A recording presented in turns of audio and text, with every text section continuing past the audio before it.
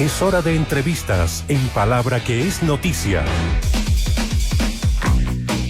Claro, 15 minutos faltan para las 8 de la mañana y estamos haciendo junto a ustedes Palabra que es Noticia aquí en Futuro. Hoy es martes 25 de febrero del año 2025. Para ocuparnos de la agenda internacional, particularmente lo que está ocurriendo en Alemania.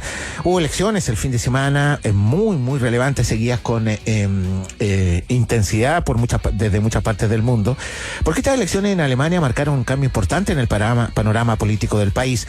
Según los sondeos a pie de urna, el bloque conservador CDU-SCU, la Unión Cristiano-Demócrata y la Unión Social Cristiana se consolidaron como la fuerza más votada, obteniendo entre un 28 y un 29%. Sin embargo, uno de los datos más relevantes de esta elección es el crecimiento de la ultraderecha Alternativa por Alemania, AfD. Logró entre un 19, como un 20%, lo que representa casi el doble del apoyo que obtuvo en las elecciones legislativas del 2021. Ya, qué bueno poder conversar a esta hora con Paulina Stross, analista internacional, directora del Centro de Estudios Europeos de la Universidad de Concepción, para entender esto, que es sin duda uno de los procesos electorales que más atención y expectación ha generado en Europa. Paulina, buen día, muchas gracias por atendernos. Bueno, buen día, Andrea, Toño, un gusto saludarlo. Igualmente, Paulina. Bueno, cuéntanos, ¿por qué son tan importantes, para darle contexto, particularmente a estas elecciones del fin de semana en Alemania? Mira, es importante primero porque Alemania junto con Francia son el núcleo central de la Unión Europea. Alemania ha sido siempre la llamada locomotora de Europa. Por lo tanto, desde el punto de vista económico, todo lo que pasa en Alemania tiene una repercusión inmediata en el resto de los países. En segundo lugar, también era importante porque la coalición de gobierno, la que estaba gobernando, la llamada coalición semáforo, por los colores de las banderas de los partidos, estaba liderada por el Partido Socialdemócrata, por el rojo, estaba los verdes, el verde, y el amarillo estaba por el Partido Liberal.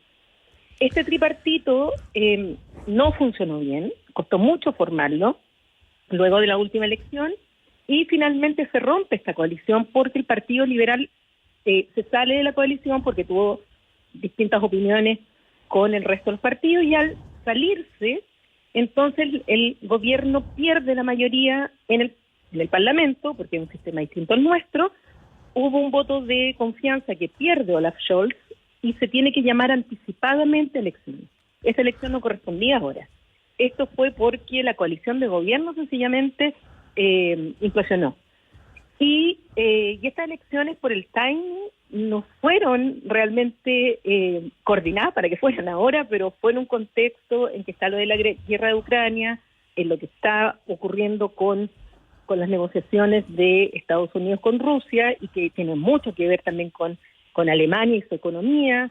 Entonces, y además que ya se sabía que iba a ganar la oposición, es decir, la CDU con la CSU, como tú decías, Toño, y además que iba a haber un fuerte impulso también a la ultraderecha o derecha radical, que es alternativa para Alemania, tal como ocurrió. Esto cambia el panorama político dentro de Alemania, pero esto va a tener influencia inmediatamente en Europa y también en el mundo. ¿Y cuáles son los temas que uno podría decir que se observen a la distancia, Paulina? Porque claro, está el avance de la extrema derecha, pero también hay un tema económico, hay un tema asociado a la inmigración, hay una cuestión que se está produciendo en muchas partes de Europa. ¿Dónde están las claves de este votante un poco más moderado, uno podría decir, que obtiene la primera mayoría al menos? A ver, hay varias cosas. Lo que pasa es que no es primera vez que la CDU, que de hecho es el partido de Angela Merkel, gana. Lo raro era que después de los últimos 30 años estaba en la oposición. Por lo tanto, se sabía que probablemente el voto castigo a la coalición semáforo iba a ir a la derecha. También se presumía que podía ir a la ultraderecha. Me gusta más decir la derecha radical que ultraderecha. La ultraderecha está como fuera del juego político, y ya está dentro del juego político. Y eso se sabía que iba a ocurrir. Ahora, el principal tema de Alemania hoy día es la economía, no es la inmigración. Y yo he insistido bastante en eso porque quien juega mucho con el tema de la inmigración es justamente AfD, pero el principal tema es la economía. Y es la economía estúpida, como dijo Bill Clinton alguna vez. Y estos 2 años de Olaf Scholz fueron muy malos. Alemania entró en recesión. Alemania tiene un problema de digitalización muy grande. Es impresionante lo malo que es Internet, por ejemplo, en Alemania. Comparado con Chile, nosotros estamos pero muchísimo más adelantados que los alemanes.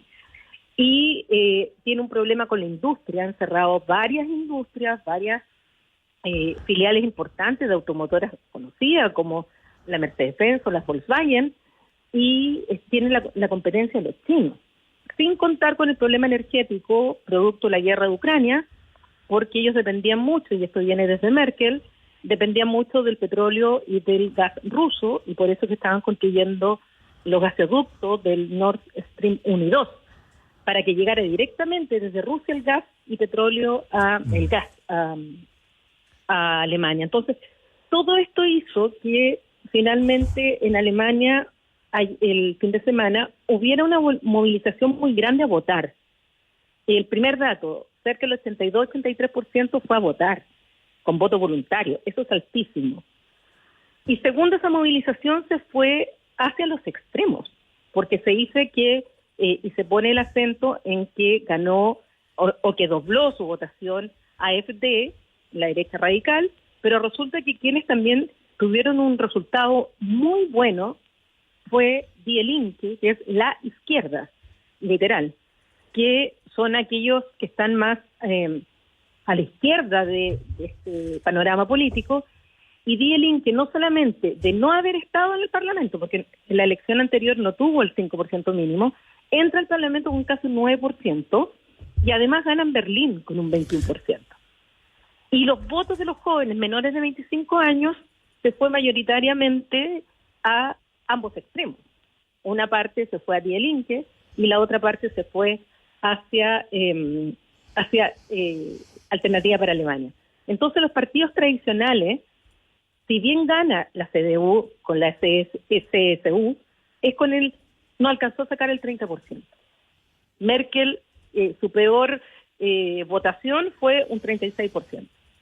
O sea, tampoco ganaron ampliamente como tradicionalmente lo hacían. Paulina, y el SPD, los socialdemócratas tuvieron el peor resultado de su historia. Frente a lo que ha planteado Donald Trump y su ideario, digamos, proteccionista en lo económico, bueno, y esta cosa autista, por decirlo de alguna forma, que está planteando para Estados Unidos, ¿qué implicancia tiene estos resultados en Alemania, bueno, y que se están planteando en este momento en la Unión Europea? El discurso, yo escuché ya en el debate, y ahora, posterior a haber ganado, del que va a ser el futuro canciller, Friedrich Merz, dijo claramente que Europa necesitaba tener mayor autonomía e independencia de los Estados Unidos en materia militar. Y esto romper con un tabú importantísimo, no solamente en Europa, sino que particularmente en Alemania, por la historia que tienen encima. Alemania siempre evitó transformarse en una potencia militar y siempre ser una potencia civil para no espantar a sus vecinos, sobre todo por la memoria histórica de lo que ocurrió en la Primera, Segunda Guerra Mundial y el periodo entre guerras. Y lo dice hoy día. Dice, nosotros ya no podemos confiar incondicionalmente en que Estados Unidos va a venir a protegernos, estando en la OTAN, y por lo tanto Europa tiene que tener su propia defensa común, y ese no es un discurso propiamente francés, de Emmanuel Macron y de otros líderes en Europa, pero no de Alemania. Y ese es ya un gran cambio. O sea, la posición planteada por Merz es de independencia, autonomía estratégica en lo militar respecto a Estados Unidos, sobre todo por el tema de Ucrania. Segundo, porque además va probablemente a hacer coalición con el SPD, es decir, con los socialdemócratas. Ellos van a ser el nuevo gobierno, un bipartito que les da los votos, y va a ser una gran coalición, como ha gobernado ya 4 veces antes, una gran coalición entre los dos grandes partidos tradicionales, la centro-derecha con la centro-izquierda, pero con menos votación de la que había tenido antes. O sea, algunos le llaman la pequeña gran coalición. Y eso también tiene importancia. Y tercero, la importancia es que todos los partidos han dicho que no van a formar coalición con AfD, con Alternativa para Alemania. Y podrían haberlo hecho la derecha, pero dijeron que no. Por lo tanto, lo que se llama el cordón sanitario, cortafuego, el nombre que se le dé, se está manteniendo en Alemania, diciendo que no van a negociar con ellos, no van a formar coalición con la derecha radical, así como, no lo han destacado los medios, pero días antes ocurrió lo mismo en Austria, donde también ha subido mucho la derecha radical. Sin embargo, los partidos más tradicionales hicieron coalición entre ellos y dejaron fuera a la derecha radical y formaron gobiernos más de centro, dejando fuera a este extremo. Sin embargo, eso no se ha destacado mucho en los medios, y también es muy importante Austria, Alemania, que hayan adoptado esta posición frente al auge indesmentible de la derecha más radical. Ahora, Paulina, enganchemos todo esto porque hay una situación también que tiene que ver con el tema de Ucrania, que es tal cual como tú decías, ¿no? Es la gran tensión que existe ahora entre la Unión Europea y Estados Unidos. Estados Unidos, que ha sido el quien le ha dado la defensa en términos técnicos, digamos, decir, una defensa militar a la Unión Europea, permitiéndole tener también un crecimiento bajo en relación a su injerencia que tiene en el mundo, de armas, etcétera, etcétera, tal cual como tú decías, ¿no? Alemania siempre ha sido reticente a armarse después del Holocausto y la Primera y la Segunda Guerra Mundial, donde fueron, vencidas de manera dramática también.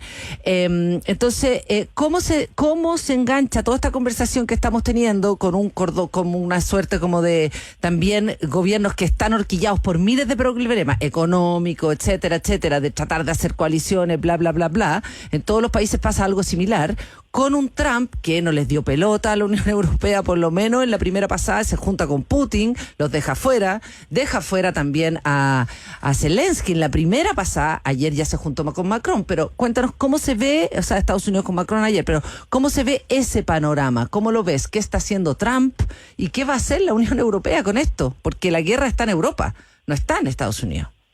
Exactamente, hay un enfrentamiento claro, o sea, ya hoy día el enfrentamiento es claro, tanto así que ayer, que se cumplían los 3 años de la invasión ilegal contra el derecho internacional en territorio ucraniano por parte del ejército ruso, en la ONU hubo 3 resoluciones que se adoptaron. 2 resoluciones en la Asamblea General y una en el Consejo de Seguridad. Y estas resoluciones tenían que ver justamente con Ucrania. La primera de ellas fue una resolución que presentó Ucrania y que fue apoyada por los países de la Unión Europea, y en el cual Estados Unidos no estuvo a favor, porque esta resolución hablaba de una paz justa, duradera, que fuera completa y que respetara a los lineamientos de la Carta de las Naciones Unidas, fundamentalmente el principio de igualdad y de Estado soberano, donde hablaba de agresión, que el agresor es Rusia, entre otras cosas, y Estados Unidos no le gustó, y Estados Unidos votó en contra. Esa resolución en la Asamblea General. Chile votó a favor, condenando a Rusia, y nosotros estuvimos del lado de los países de los 93 países que votamos a favor de esa resolución, cosa que me alegro porque sigue siendo consistente la posición de Chile en esta materia. Pero Estados Unidos votó en contra, junto con Bielorrusia, junto con Corea del Norte, junto con Nicaragua, junto con otros países, lo que parece insólito. Eso para los europeos de verdad que les parece insólito. La segunda fue una resolución que presentó el propio Estados Unidos. Y los europeos, a través de Francia, pero que representaba 23 países europeos, más de la Unión Europea, más el Reino Unido, le hicieron enmiendas a esa resolución, justamente porque no habla de agresor, porque no habla de conflicto, no habla de guerra, etcétera. Se aprobaron esas enmiendas y era un proyecto de resolución de Estados Unidos, y termina finalmente siendo aprobado también esa resolución, y Estados Unidos se abstuvo de su propia resolución. Y lo último fue que presentó el mismo proyecto a Estados Unidos, el original, lo presenta el Consejo de Seguridad, Rusia rechaza todas las observaciones de los europeos, queda un texto mínimo de los mínimos, y ese texto es aprobado en el Consejo de Seguridad, con 10 votos a favor. Todos los europeos se abstuvieron, el Reino Unido y Francia no quisieron ejercer su derecho a veto, pasó esa resolución y es una resolución que no dice casi nada. Y eso políticamente está poniendo al presidente Trump del lado de los rusos, pero absolutamente del lado de los rusos. Y en estas negociaciones con Putin, lo que está ofreciendo como plan de paz Donald Trump es todo lo que pide Putin. Y ha sido tan criticado, incluso en el seno de los más conservadores y halcones del Partido Republicano en Estados Unidos que trabajaron con él, como John Bolton, que fue su asesor del Consejo de Seguridad Nacional, Nikki Haley, que fue su embajadora en la ONU, o Mike Pence, que fue su vicepresidente. Todos han dicho que es una estrategia pésima, porque lo que pone en la mesa a negociar con Putin es lo que Putin quiere. Entonces, ¿quién negocia de esa manera? No, Donald Trump creo que está teniendo un problema aquí bastante grave, que no puede dejar fuera a la parte agredida, que es Ucrania, no puede dejar fuera a Europa, no puede dejar fuera al secretario general de la OTAN, no puede dejar fuera la mesa de negociación claro, pero al secretario general de Naciones Unidas. Pero está pasando, por eso, entonces la pregunta es esto, o sea, ¿qué realmente, o sea, qué puede hacer la Unión Europea, que además, insisto de nuevo, está llena de problemas, una Unión Europea muy debilitada en muchos aspectos económicos, de tener como el 25% de los diputados europeos ya son también de extremas derechas o de derechas extremas, es decir, me imagino que son otras ideas que uno pensaría de la Unión Europea. Por eso, ¿qué va a hacer la Unión Europea? No se puede tragar ese sapo, me imagino, pero ¿qué hace?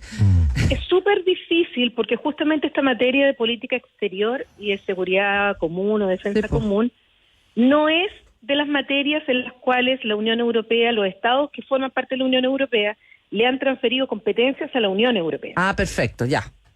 Como en materia comercial. En materia comercial ya le transfirieron esas competencias. Por lo tanto, los países, si tú quieres negociar un acuerdo de libre comercio con Alemania, como Trump se lo dijo muchas veces a Merkel le decía, no, porque Alemania no tiene competencia en materia comercial, tiene que hablar con la Unión Europea. En cambio, en estas materias, los estados han sido reticentes en transferir competencias a la Unión Europea.